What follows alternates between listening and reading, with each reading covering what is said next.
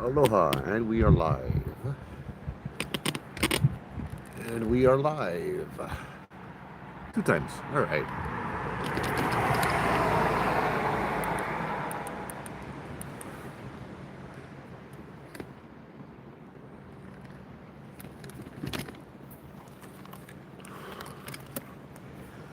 Ooh, there we go. Aloha. We are live tonight.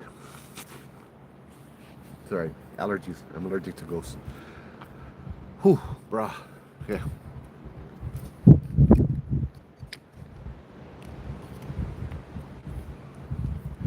I'll have to edit my video too. I forgot to include my guest. So we are here. Oh, I'm sorry. I forget what it was. I did it yesterday. I need to have some kind of catchphrase. I don't know. Hey, Aussie, how's it? How's it? Hey, everybody. We are down on Makaha side, Makua side tonight.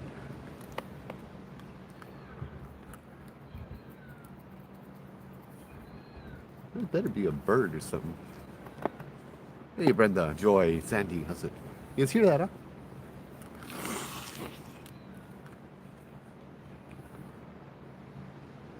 Like a cat or something. Hold on.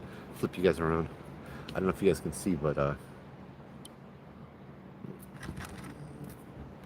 you guys around. I said flip around. There you go.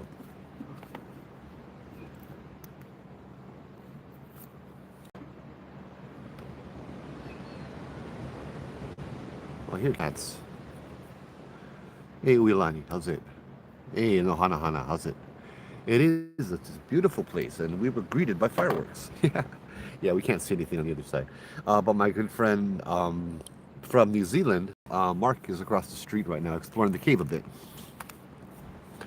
Unfortunately, I already checked it out, and there's no reception in the cave, so I can't take you guys in the cave. Maybe I'll take you guys walking up to it afterwards. But yeah, I can't take you guys in because all reception is cut. Absolutely cut. Hey, Suzette, how's it? I need. Hold on. I need a drink.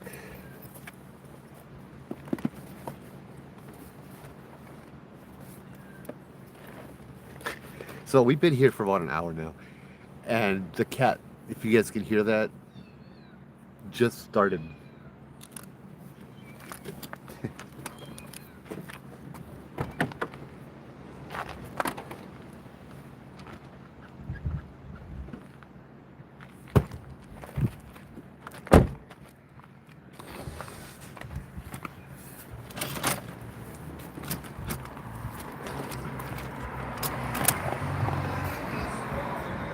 And there comes all the cars and stuff, right? So, yeah. So, for the record, we have Ghost.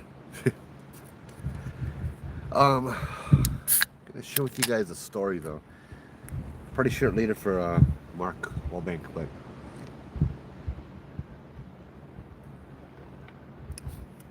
oh yeah, that's right. Right on. Happy birthday, Corey.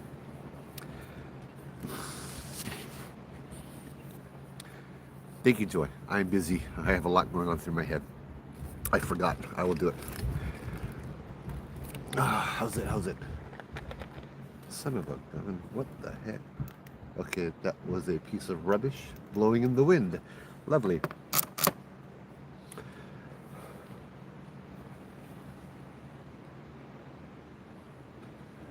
Okay.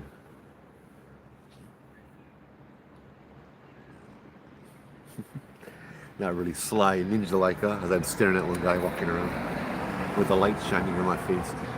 So yes, we are here at Makua Cave tonight, Kaneana Cave. There's a lot of history, there's a lot of stories, there's a lot of sacred, and there's a lot of spirits. I guess we spoke a little bit last night. Hey Mace, how's it? Mahalo for the stars. We spoke a little last night about Kaupe, the half man, half dog. So tonight it's going to be a little bit about Nanaue, the half man, half shark. Can you guys hear that?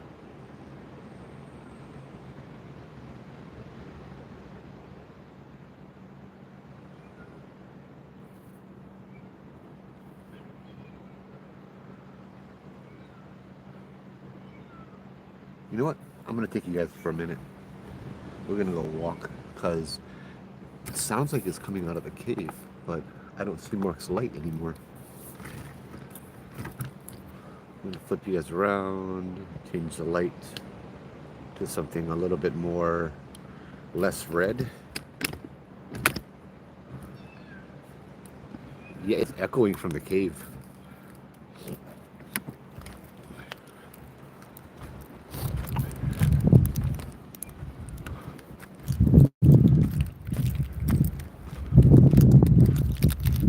No cars.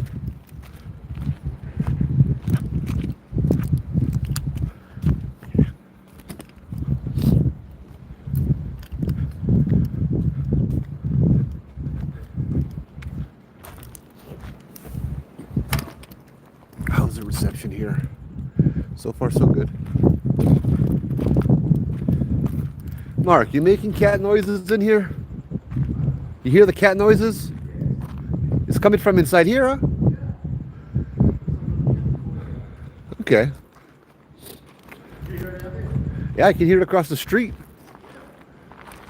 I was like, yeah, me too. I'm gonna leave this here while we have a little bit of reception. I'm live now, so. But you can't find out where the stuff is coming from?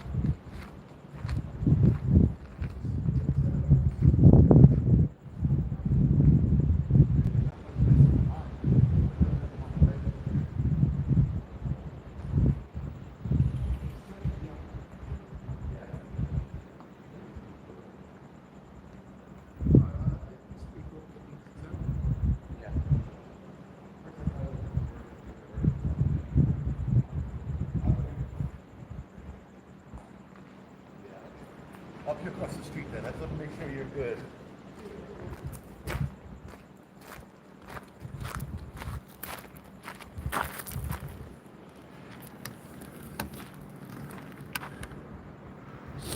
Hey guys, how's it? Minsu, Keith, Jacob, Jello, how's it? Jacob and Jemet, how's it? How's it? Noreen, how's it? Aloha. So yeah, everybody. Hey Jello, thanks for the stars. Yeah, I don't know, man. There's nowhere for the cat to hide over here. I mean, it's wide open. But there is a sound of a cat. Maybe it's up on the cliffs up here. I don't know. Yeah. Maybe it's a ghost cat, but you know what? I'll save that for another night.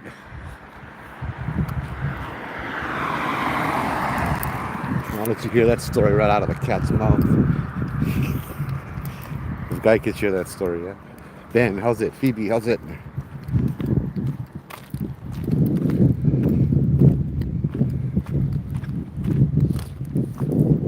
See, as I said, we were in there for like an hour and we never heard nothing. It's so weird, man. I'm telling you. Okay, maybe half an hour, maybe an hour. I'd say Makua Cave, Jello.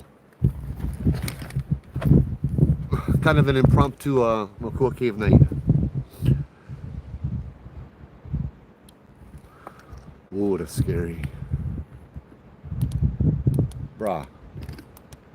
Okay, here we go. Makaha, yeah, close enough. Right past Makaha. You know Makua Cave, buddy. Hey, Kavai, how's it? Bro, I'll go be here for a little while. You like come down. Hey, Corey, how's it? Yeah, I was thinking maybe a bird. But nah, maybe a cat. I don't know. We'll see. Sorry. So a little bit of history of this place over here, Makua Cave, Kaneana Cave. Kaneana is cave of Kane. Kane, the Hawaiian god. Fresh water, all of that kind of stuff. Bruh, that's like, you stay where? Waipahu. It's about, I'd say a good half hour, 45 minutes away. So you make it by the end of the live. We're going to be doing more investigating too, so. When we're done with the live, and I'm going to record it and I'll post it on the page after. Maybe I'll edit it, make spooky kind, transitions and stuff. We went into the cave already, but there's no reception, so I can't go into the cave on the live, yeah. Anyway, Kaneana, Cave of Kane. According to one of the Mo'olelo, one of the legends, this is where the people from the west side came out of. Like, The cave birthed them. I stay with my friend Mark Wallbank, who I hadn't seen in about 10 years, from Haunted New Zealand, or Haunted Auckland, sorry. Hence the shirt I always wear. Don't answer if your name's called. Breath. One cat call my name. Here, look, here you go. Haunted Auckland, right there. That's his shirt. If one cat called my name, I don't think answering it would be a problem, would be the main problem. I think I'd check into the hospital. But so this is the story, the mo'olelo, the legend about Nanaue. Now the legend of Nanaue was, he was the son of Kamahoali'i, and Kamahoali'i was the shark god, Madame Pele's brother, and all of that. Kamahoali'i was pure 100% akua, spirit god, and he could turn into a shark and all of that. Well, Kamahoali'i had relations with a mortal woman, and the mortal woman got pregnant, and they had a son, Nanaue. Now, it was said in some of the legends that Nanaue, that they were in love, but he unfortunately had to go because he get the kind, God business he got to attend to, right? So Kamahoali'i ends up leaving the mother of his child, and Nanaue, and leaves her with specific instructions. Number one, just one rule: don't feed the boy meat. Don't feed the boy meat of any kind, and that was the only rule.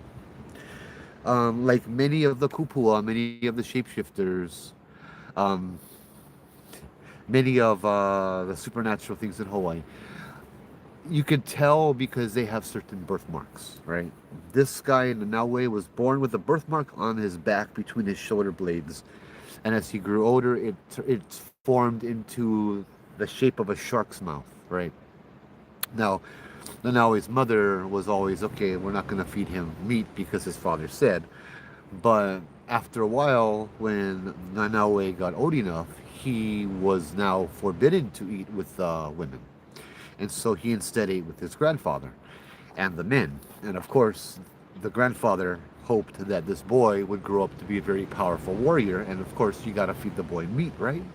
So he would feed him meat. And the boy soon grew an appetite for flesh. Sorry. He soon grew an appetite for flesh and eating flesh. But one thing they found out very soon when he was a small kid was whenever he touched the ocean, he would turn into a shark. And so imagine now Nanaue as a shark in a little tide pool, a little baby shark swimming around eating all the fish. And this continued and continued, but they could only do it in secret. And he had to cover up his kupua mark, his tattoo, the shark mouth tattoo on his back. He had to cover it up with a cloth. As he got older and older and older, though, they kind of realized what the problem, that this would be a problem because he started developing taste for all kinds of meat, including human meat. And so they sent him to the lo'i, right around over here, the farm, the taro patch, and he would tend to the taro patch and tend to the taro patch. And if you know this area, on my left here is Makua Valley, a very big, very before bustling fishing village. Makaha is on my right. This little place over here was a little trail where you would walk across from one to the other. And he would stay over here, and it would sit in the daytime. Like he would be over here tending his lo'i, and as visitors would come, he would ask the visitors just a simple request. He said, I have to, it's so hot today. It's so hot. I really wish I could go into the water right back there and go swimming. I really wish I could go swimming, but I cannot go swimming. I have to tend the lo'i. Could you do me a favor? Could you go swimming for me? Just so I can at least get refreshed, watching you get refreshed. And so the traveler eventually, every now and then would say, yeah, okay, sure. They'd stop what they're doing and they decide to go take a dip, jump into the water for a little while, swim around. And that's when the Nanaue would crawl into this cave. He would go into the cave, and the cave, when you go far back enough, it went down and down and down, and it connected to the water. And it connected to an underground cave. And so he would jump into the water in this underground cave. He would assume his shark kupua, his shark kinolau, his shark form, and he would swim out of the cave and he would eat the swimmer. The swimmer would disappear, never to be seen again, and then he would swim right back up into the cave, walk out the cave as a man once more, and nobody were the wiser. And so many people went missing, and many people just vanished, died, with rumors of this big shark that would eat them. So eventually, they caught on to him, and they ended up killing him. They found out what he was doing, and the Nanaue was the bad guy, the cannibal shark man. Oh, it's funny, we did the cannibal dog man last night. Huh? I never really called him the cannibal shark man before, but that's exactly what he was, yeah. And many of the legends say different things. It said that he died, but one of the legends that said how he died is he went swimming to Molokai to escape, and on Molokai he was killed, and he was so big. After they killed him, they dragged him upland into a grove of bamboos, and they tried to light him on fire and to cremate him on this grove of bamboo. But his body was so big that he kept putting out the fire again and again and again and again, until they finally, I believe, chopped him up into pieces and sent him all over the place. But yeah, so that's the story of the Shark Man. A story of mine now, personal story, because we used to go ghost hunting, yeah, growing up.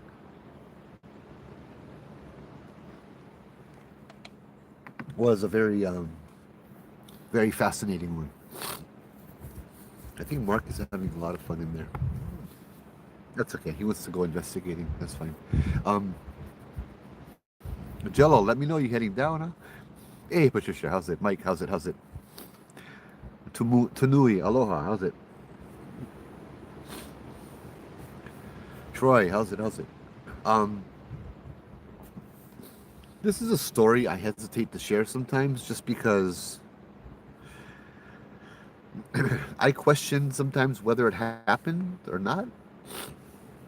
It feels like, to me, it didn't happen, but it feels like it did. Um, I have memories of these events happening, but I don't know. Maybe it's a trick of the brain, you know, because this happened a while back and I had forgotten about it for almost a decade. Maybe it's some kind of trauma response, because this one was real scary what happened to us. Anyway, let's continue with the story, shall we? Or begin the story. This might have been high school days. But I remember one afternoon, me and a friend came down over here just to cruise down. You know, we get licensed, we get car. Where we go? We live Kaneaue. Of course, let's go Kaneana Cave. Let's go Makua. So we came over Makua and we started hiking. And there's a little. So the cave is not that deep, but you can go down the middle, and or to the right if you want to call it that, but it's kind of like the middle. And once you hit the dead end, there's a little entrance about this big that you can crawl into, and you can tell that the cave continues going further and further and further in, but you cannot see where it ends. On the left side, there's a ceiling that gets lower and lower and lower until you're hunched over, crawling on your knees, and then there's a cave entrance about this big, and you have to crawl inside there, and it goes and goes and goes and goes. Now, if you go on the right side, there's a little ledge, and if you find a way up the ledge, you can go all the way up above the middle cave, and there's another cave up on top that you can crawl down in. So we were excited. Sandy, mahalo for the stars. So we were excited to check this out, right? And we went to the top one. We walked along the ledge and we started going down the top one, and it's like, nah, we're not ready. I'm like, how about this? We go home, go get ready, come back tonight, midnight, yeah, because more fun at midnight, yeah. So we agreed, and we went home, we got ready, and there were four of us now, two cars, four of us, and we had, now don't ask me why, we had the kind of rope, we had water, because these caves are rumored that you could walk from one side of the cave, you can walk into one cave and come out on the other side of the island months from now. It said that all of these lava tubes are interconnected to each other, and so you could easily stay underground and get lost forever. So yeah, one bottle of water will save us. Huh? I don't know. We was young, so we bring the bottle of water and the ropes and stuff, and we're ready to go. Midnight, we come over here. Hey, Sandra. Midnight, we come over here. We crawl up, and I was the first dummy to go in because it was my bright idea. So I start crawling down, and it gets so small to the point where I'm crawling on my elbows now, like on my elbows and on my knees. And as I'm doing this, I can remember my elbows getting all bust up, thinking to myself, we should have brought elbow pads and knee pads.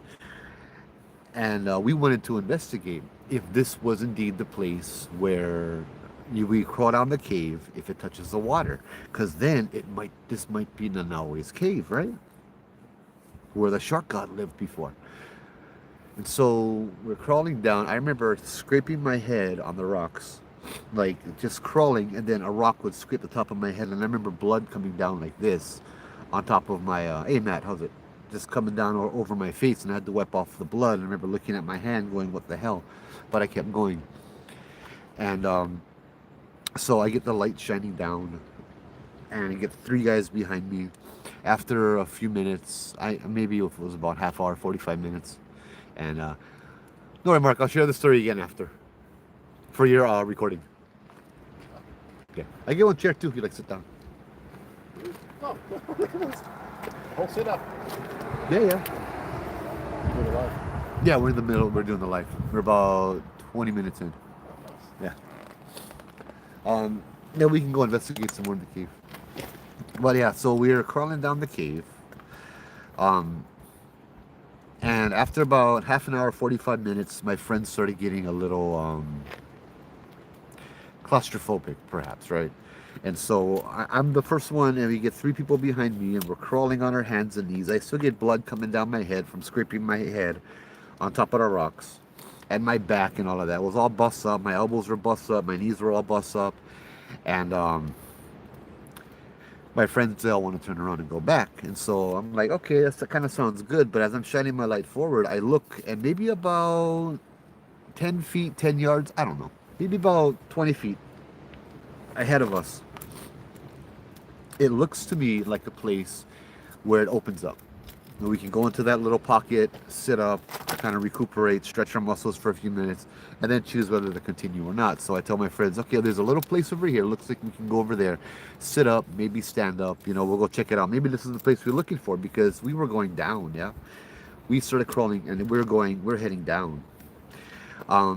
So I start crawling towards that little opening over there, and as I start crawling towards that little opening, they somebody walks in front of my flashlight. Like, I see a figure walk from the left to the right, just right across the flashlight beam. And the first thought in my head was, oh, get homeless people in here too. I was thinking, guarantee homeless person, because it looked like a guy.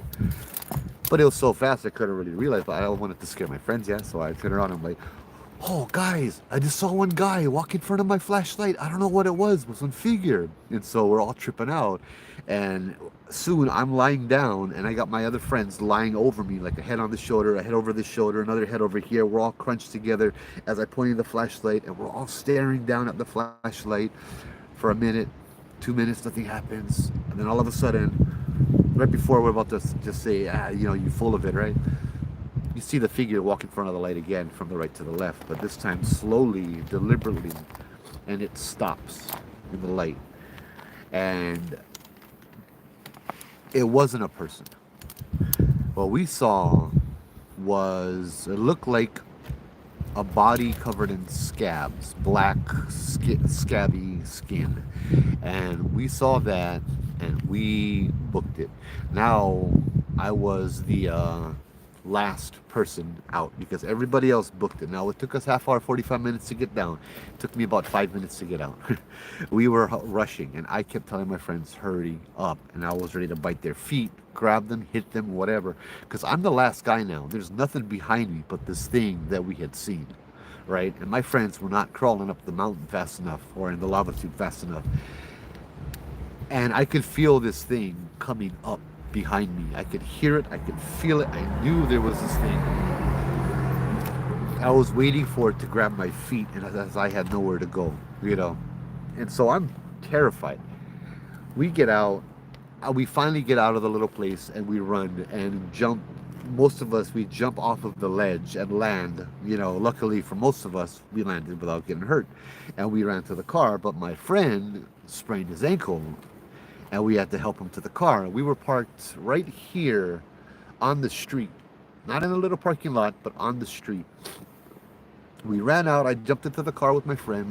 My other two friends jumped into their car right in front of ours, and I go to turn my car on, and we're all yelling, you know. And then all of a sudden, like, I go to turn my car on. My car is dead. It doesn't want to start up. And now me and my friend are freaking out. We decide to hell with it. We go leave the car here. We jump into the car with my other friends, and we jump in, as we get into their car won't start up either. They're trying to crank it, and the lights aren't even coming on. There's no response, and they're just yelling at everybody, yelling at each other, and then finally yelling at me because this was my dumb idea to come in the first place. You know, like, bro, why you took us here for, Joe? What I would do to you? Oh, bro, I'm sorry, bro. What I would do to you? Why you gotta do this to me? You know, like that. And as we're all yelling at each other, the mountain was, well, there's a big cloud right up there, and the cloud was blocking the moon, and all of a sudden the cloud blew away and the moonlight came out, lit up the whole area. Must have been full moon, because all of a sudden it got really bright and everybody stopped talking. We all looked towards the entrance to the cave to see this figure walking out of the cave. Um, the first thing I noticed was it had these red glowing eyes, like this light next to me, just red glowing eyes, almost like a fire. Like if you were to take a piece of wood, cut two holes in it, and burn a red fire in the back, that's what it looked like. Um, this thing came walking out of the cave slowly, and we could see it in the moonlight, and it was like shambling almost, like it couldn't walk very good. It wasn't very tall, and its head, it didn't have a neck. Its head came down and fused into its shoulders.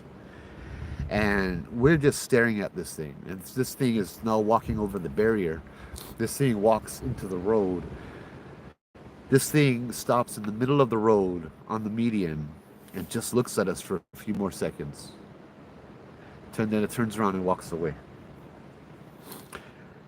Then that's all I remember, because apparently then our car started up and then we left and all of that, but I don't remember a thing out of that. I don't remember getting home that night. I don't remember waking up that night. I think this was a memory that is messing with my head, because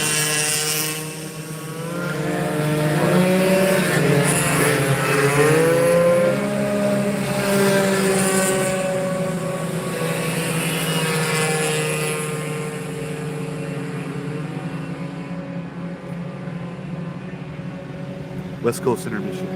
Oh. There's a straggler. Oh, get more. Hold on.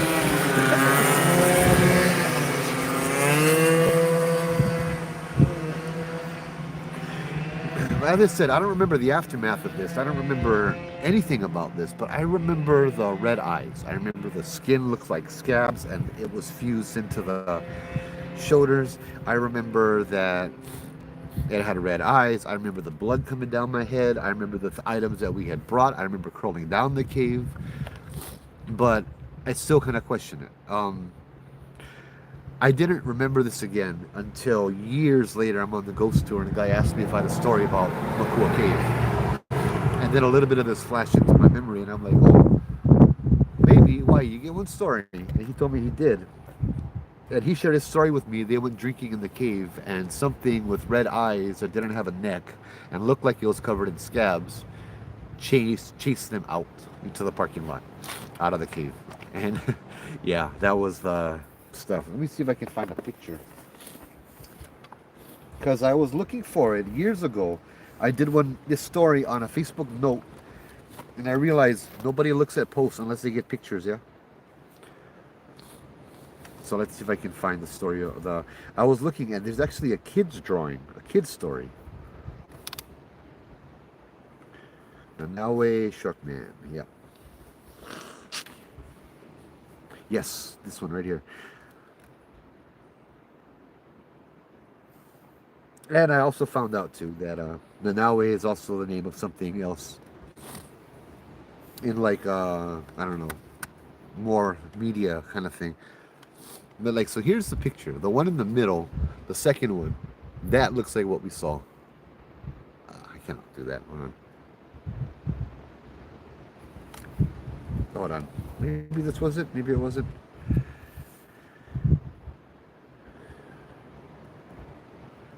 Get a picture. Ah, bugger.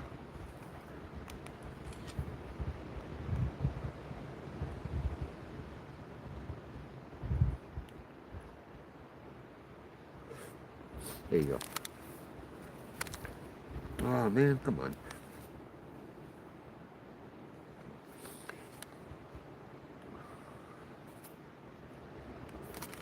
Something like this. You can see that. Something like that. With the head that was like that. See?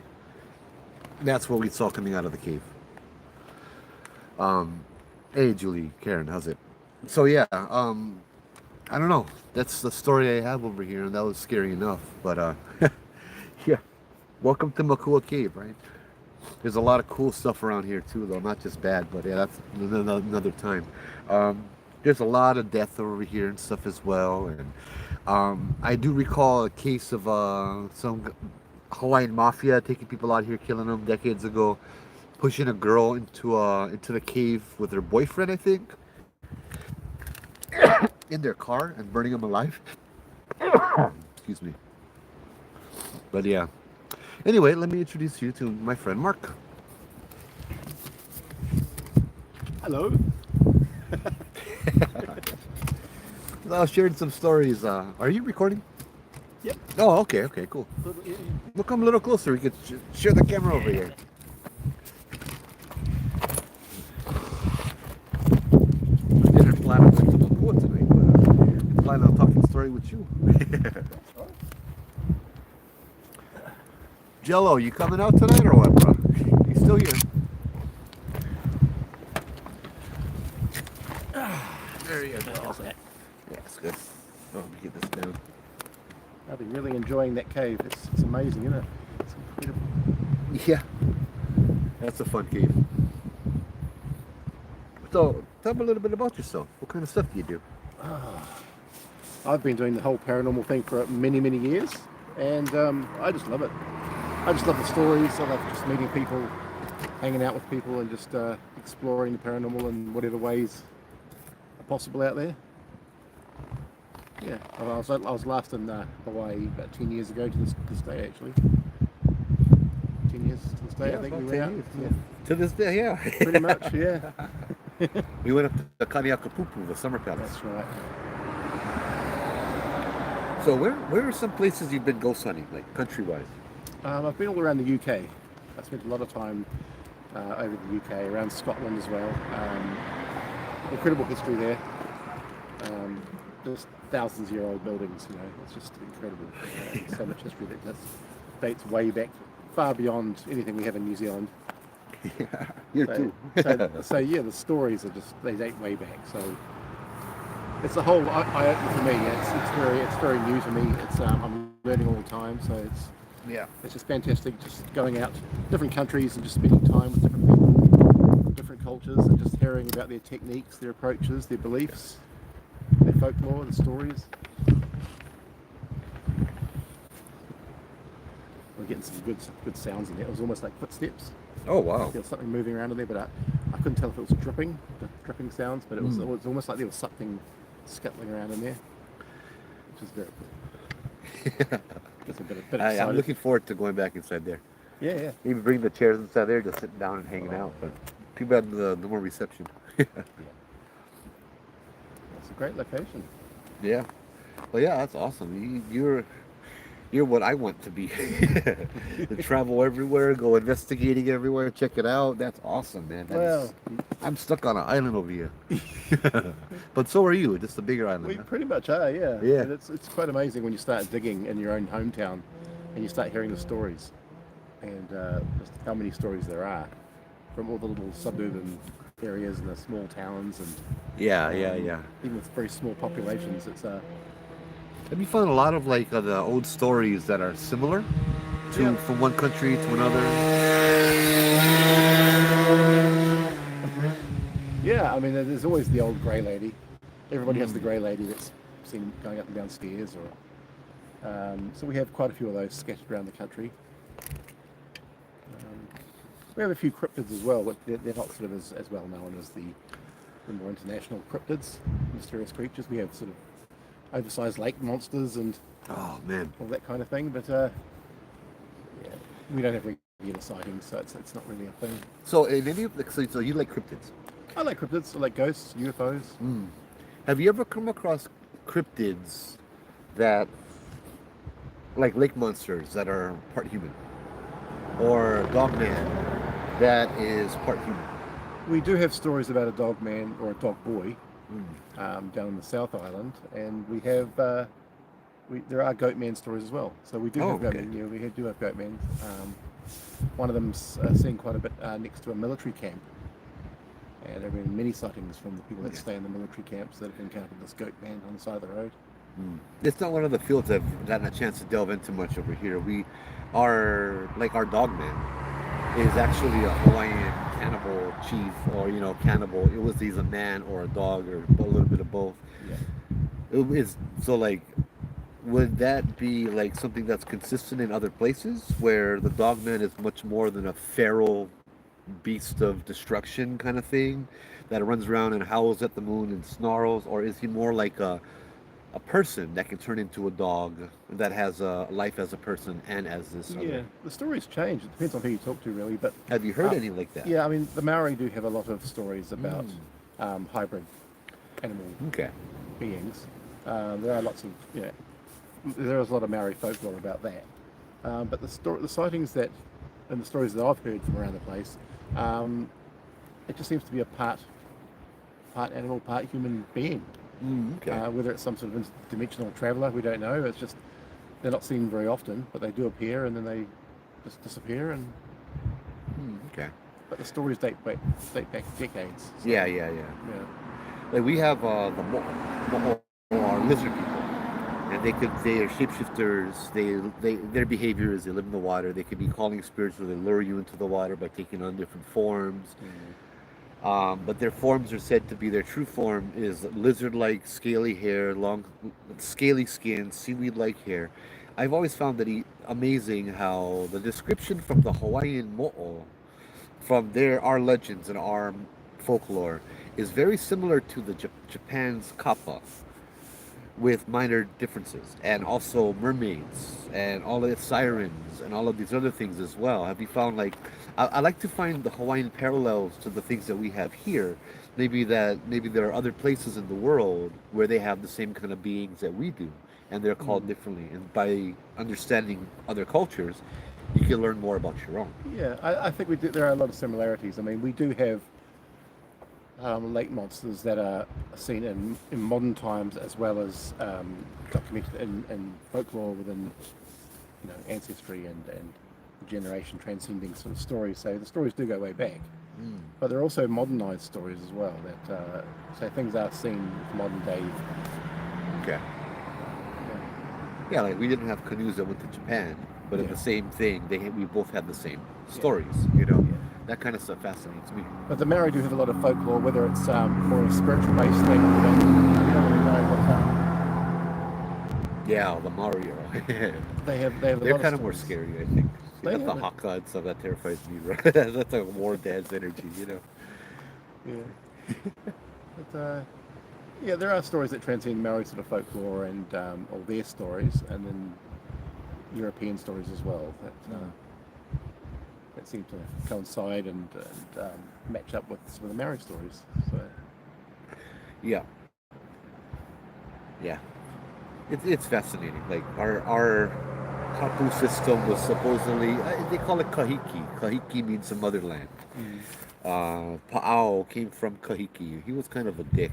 He was a warrior priest, and they wanted to go with him. Some people they wanted. This was a New Zealand legend actually. There was a priest by the same name that was going on a voyage to new lands, and other people wanted to join him, and he said, if you want to join me, if you're worthy of joining me, jump off of this cliff, and instead of being dashed to death on the rocks, you will fly onto my boat, onto my canoe. And so many people jumped off of their cliff to their death, hoping that they were, you know, worthy. Yeah. But yeah, that's the kind of that's why like Aotearoa kind of scares me a little bit at the Maori legends, because they're like hardcore, dude.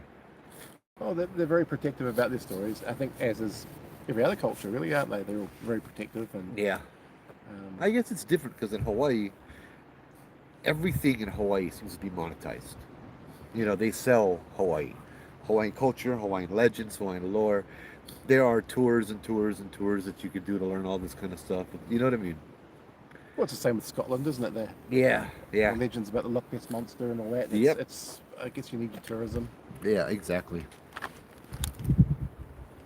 Get more people.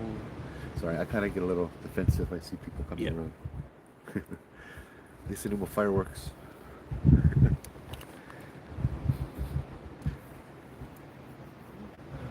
Yeah, how do you do an investigation? I mean, I don't really have much to go off of in terms of investigating, and you've been doing this for a long time. Yeah. What would your typical investigation look like? Quite dull, to be honest. I mean, Oh, we have that in common. yeah. I mean, we try to stay away from all the latest fad gadgets that are out there at the moment. We do try them.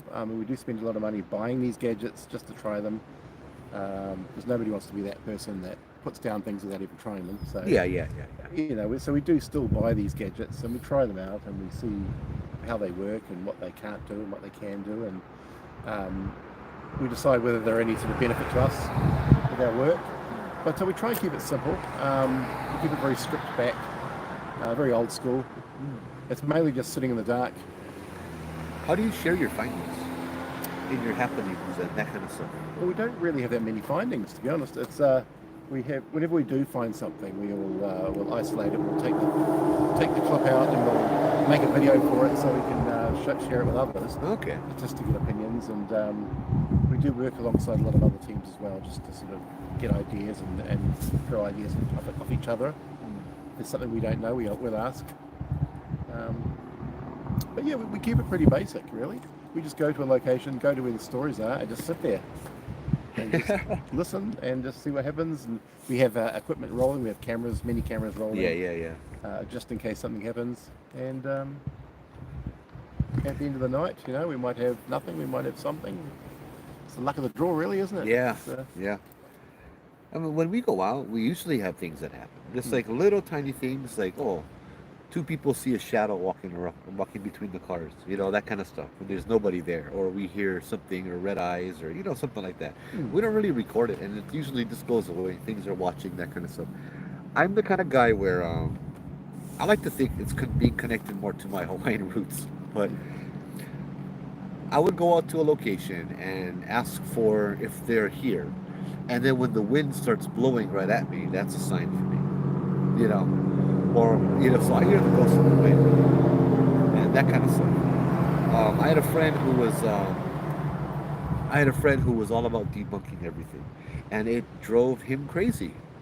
He would spend hours and hours and hours getting evidence just so he could spend hours and hours and hours disproving himself. it's pointless. It's a balance, Yeah, right? yeah. Either way, I really enjoy being out in the field, Yeah. and I'm sure you're the I same love it. way. Yeah, I mean, debunking is just a thing on the side that happens if you do figure something out. But do you believe in ghosts? I believe, yes, I do believe in ghosts, but I mean, there was a time where I would say I don't know, Yeah. but I've experienced enough in my time to know that there is something going on. There's something happening here because, I mean, ghosts have been experienced for thousands of years all over the world. Yeah. And yeah. we're talking areas of the world that have no influence by Western society. We have no television, no movie theaters, no internet, no Yeah. books. Yeah. You haven't got that influence, yet they still see ghosts Yeah. and they document ghosts. So yeah, I believe they exist, but my part of the journey now is to figure out what they are, who they are, and how they are. and how they are, Yeah. and am able to get to know them and find out a little bit about them. That's my journey at the moment. It's just Oh, fireworks down there. Dude, so like right down there we saw the fireworks. That's the end of the road. oh, is it? All these Okay. people driving by are just driving to a dead end. Oh, That's what I'm kind of like. There's usually nobody here. You must know be a what I mean? big scooter rally or something happening. Yeah, Yeah, yeah. the scooters. Sorry, to nui, aloha. Kahiki or Tahiti. Kahiki is Tahiti as well, but in Hawaii, when the legends talk about Kahiki, it means the motherland, yeah? The before land. It's not necessarily specifically speaking of Tahiti, although, yes, when Hawaiians would say Tahiti, it would be Kahiki. It's kind of confusing, you know? But in the Mo'olelo, it's motherland. Is there anybody from New Zealand on here? Yeah, anybody from New Zealand? I Yeah, see it. I told you, right? I, well, now I know two people from New Zealand. Okay, yeah. So one guy was one guy was a boarder. He was a transfer student when I went to school at the Hawaiian school. And when I was doing the ghost tours, I had a young lady, two young ladies on my tour from New Zealand. And I told them I only know one guy from New Zealand. His name is Tere Marsters, and the girl's like, "That's my husband." Oh, I'm like, "Really?" She's like, "The one that went to school here for a year." I'm like, "Yeah, that one." That's she's like, "Yeah, I'm married to him." The one person I know, yeah. wow. Yeah, that was cool. So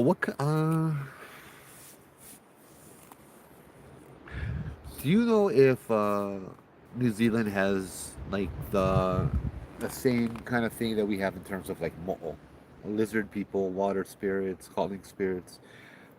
We Oh, do have the taniwha. There's oh, the taniwha. okay. The taniwha is the it's the guardian of the rivers and Oh lakes. yeah, yeah. That's just like the mo'o. Yeah. Um, yeah, that's thought to be a giant sort of lizard type sea creature as well. Yeah. Do they take human form every Yeah, now and then? Okay. yeah, Yeah, yeah, yes, yeah. it does. Yeah, That's their mo'o. yeah. But that's probably the main sort of aquatic creature that we have over there.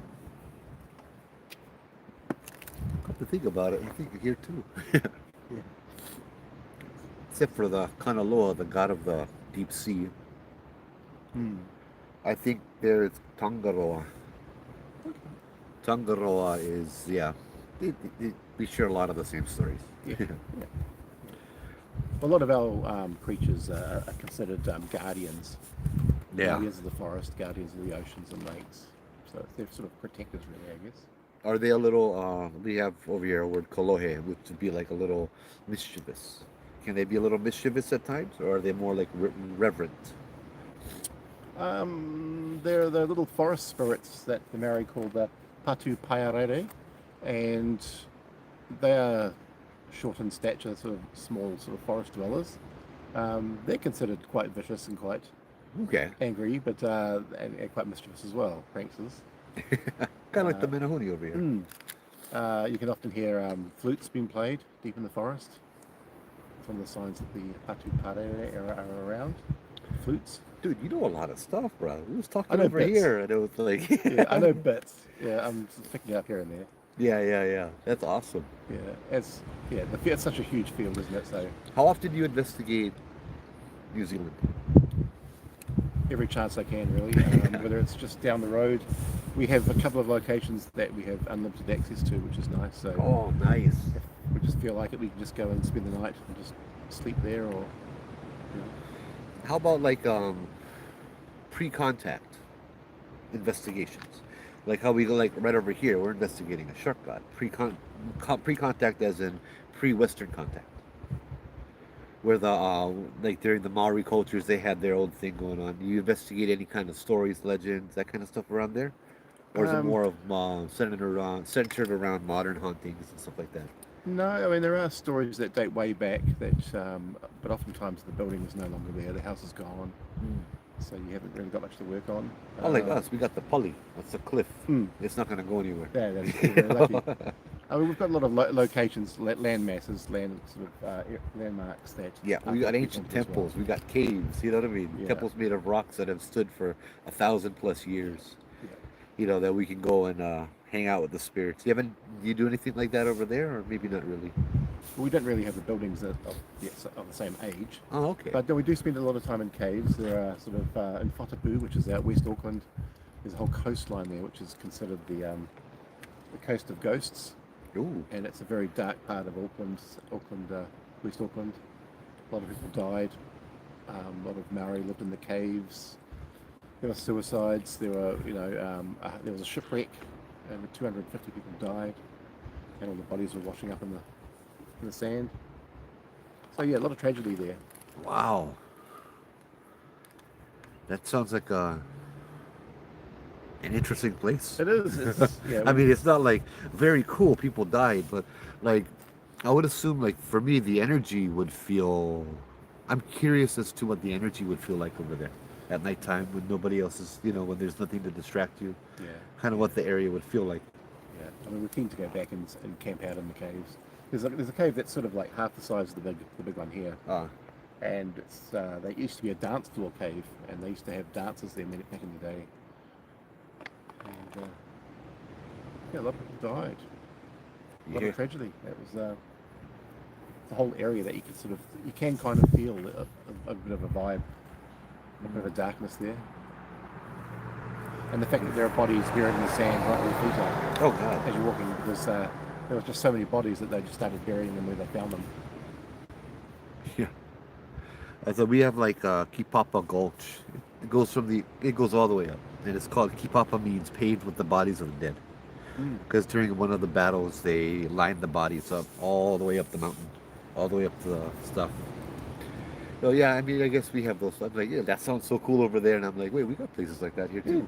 But I've never been to Kipapa Gulch because it's too freaking scary, bro. Yeah, Gulch. That sounds like Destruction Gully, Yeah. which is an area Oh, okay. that's where the shipwreck was, and I'm like, oh, over there it sounds cool. Over here it's like not too scary. I don't like.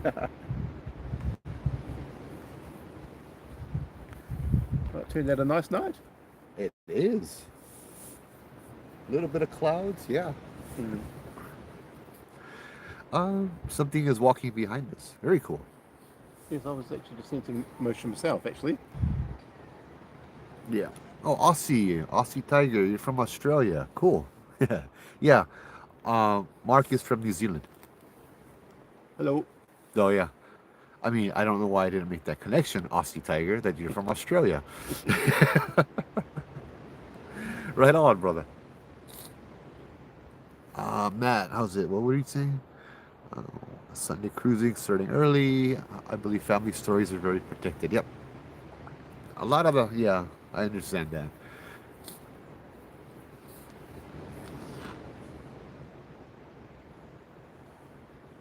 Let's see. Any more comments around here?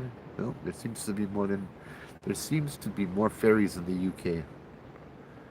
You like me set the hey Neil, how's it? You like me set the camera outside the cave? You're not gonna see much but our collays as we walk by, you know? It's a bit dark in there. But yeah, you gonna go back and check out the cave? Yeah. Are you playing this on your Wine Hauntings? Or? Yeah, my Hawaiian Huntings and YouTube. Is it on there? Oh, I suppose it'd be under live, is it? No, you can scroll up. It should be on the. Really? Bro, that's so weird. Try to look up my page, Joe Novo. And it's the one where I'm standing in front of a statue. Joe Punohu. No? Not that one. Not There's that. another. There should be another Joe Novo.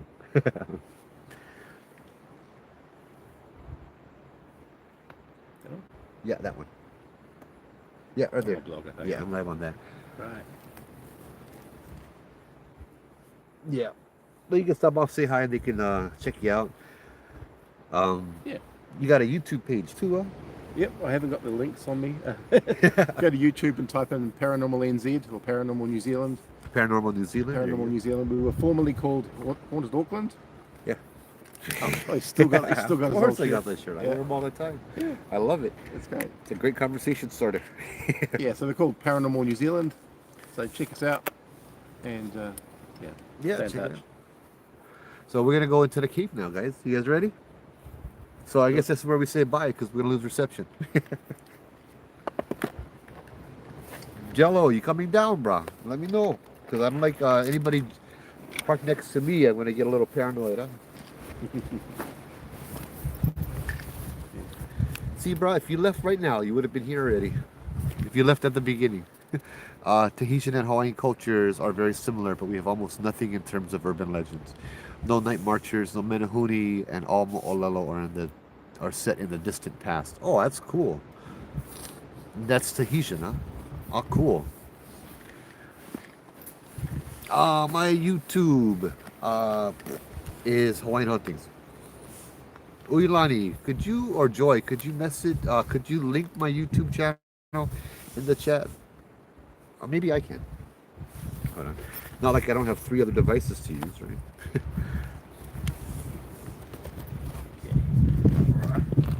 Let's see. First one to do it wins. Let me go into my Facebook. Yeah. Get ready. I'll go back in a second. This one no more. Not connected to my Facebook. Yeah, I lose because I know that this one is my Facebook and I don't have. I'm not logged into my YouTube, and my YouTube I'm not logged into my Facebook. One tablet is for YouTube, one tablet is for all of that stuff. Trying to make it organized now, it's just a pain in the butt.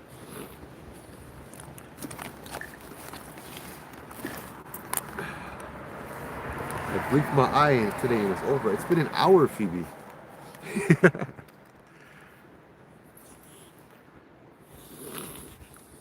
We've been talking for an hour. Wow. Yeah, that hour went fast.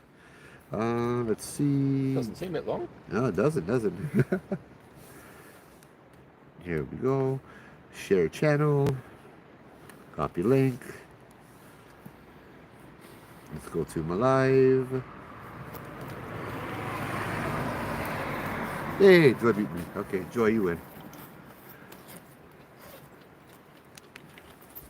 Is your guest coming back tomorrow? Nah, you're gonna be cruising with the wife tomorrow. Huh? Mark. No, I'm on holiday, so if you want me. Well, I'm going out tomorrow night too.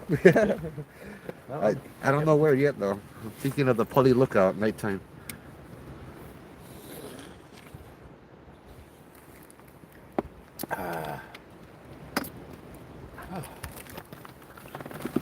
Send your video to Joe from In the Cave for Corey. Wait, what?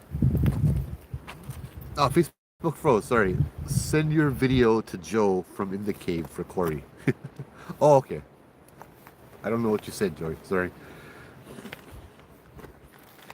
So I like this because I got both my stuff set up on one, and so I'm going to turn this around.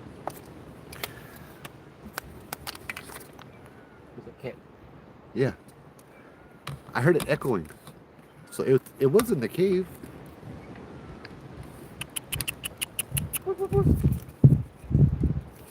That sounds like it's suddenly went over. Okay, I got you, Joy. Oh, I saw all the Okua to do that too. Happy birthday, brother Corey. We'll do that. We'll do that tomorrow. Huh? I shine. You see him? I shine up there. You see it? Oh, up on the ridge? Right there. Oh, okay, okay. Can you see that? If I go there, there's I shine up on the cliff. Right there. Well, a mystery solved. Maybe. Maybe, yeah. It sounds like a kitten, yeah? It's like 2 little. Oh, hello. Good light. Tall, skinny with a tail. Look like mo'o. Could be. It's okay, I like the mo'o. And I hope you like me. Don't leave the chairs too. Don't leave your camera yet. Nothing that costs money. No.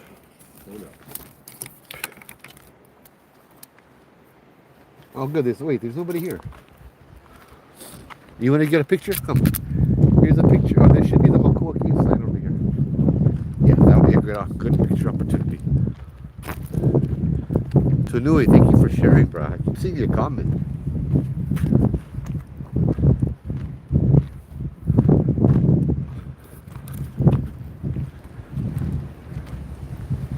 One hour isn't enough. How about 31 hours this month? Is that good enough for you?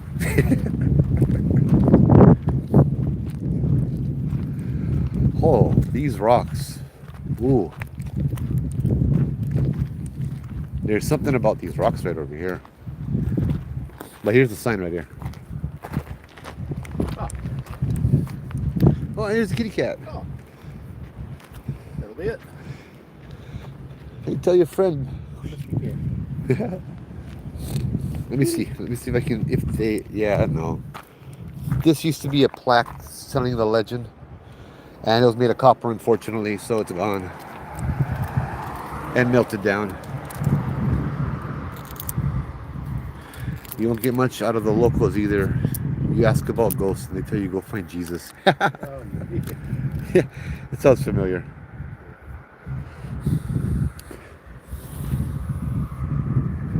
Oh, sounds like the Philippines. You ask them till you go story, they just give you one look and walk away.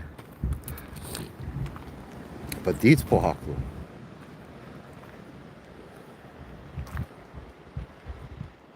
Mo'o live in the valley and one fell in love with a shark god. Ooh, Minsu, you would know a lot about this too. You've been here a lot. Minsu knows more about Makua Valley and all of this stuff than I do. She learned a lot and yeah, researched a lot and all that too. From the net, right? Lynette, sorry. Oh, maybe that's the one that the Kaneana, Uilani. That's one you might be picking up on. There was a mo'o in Makua Valley that fell in love with a shark god. Huh. Of course, they steal anything that's copper over here, Phoebe. Yeah, we're gonna go walk into the cave, so we'll take you guys for a little while. But when I get cut off, I get cut off. Yeah.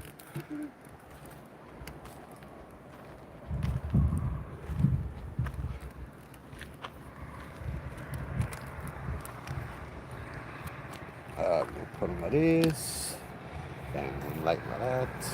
And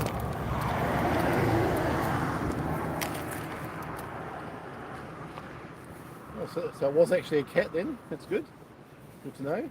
what was that? It was actually a cat. Yeah, well, that's a cat. That's probably a cat too, but that's I think it's the second one. Was that the same one? Or was it? I don't know. It would be making meowing noises over here. Yeah, that's true. I think there's a cat that's stuck on the cliff.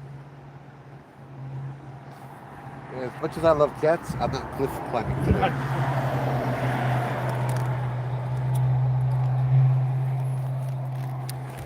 No, I did a live once where we went to a old graveyard, like an old plantation day graveyard, and I was telling the story of a ghost cat and how it would hiss and or go meow and lure you to a cliff. And at a freaking cliff, I hear a kitten meowing. I went back there in the daytime because I didn't want to go at nighttime, and it was an actual little kitten that we rescued. The eyes weren't even open yet. The mom abandoned it.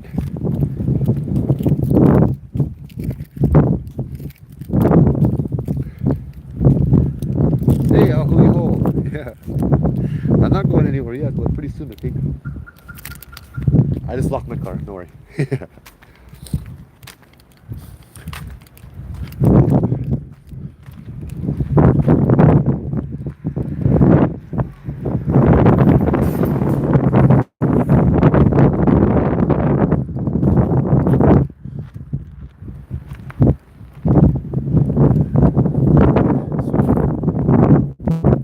Let's see if we can catch how big this is.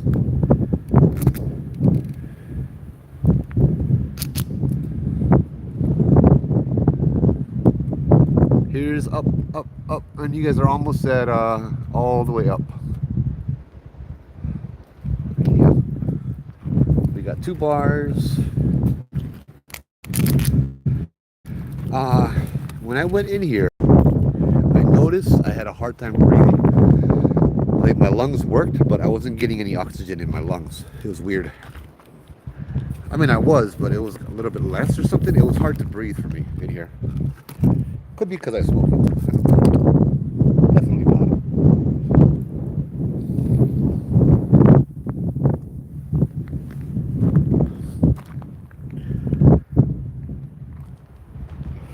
Phoebe, you're gonna have to go back to the beginning of the video where I talk about the significance of this cave. I did that did it about an hour ago. Yeah, now we're at 1 bar. How's the reception?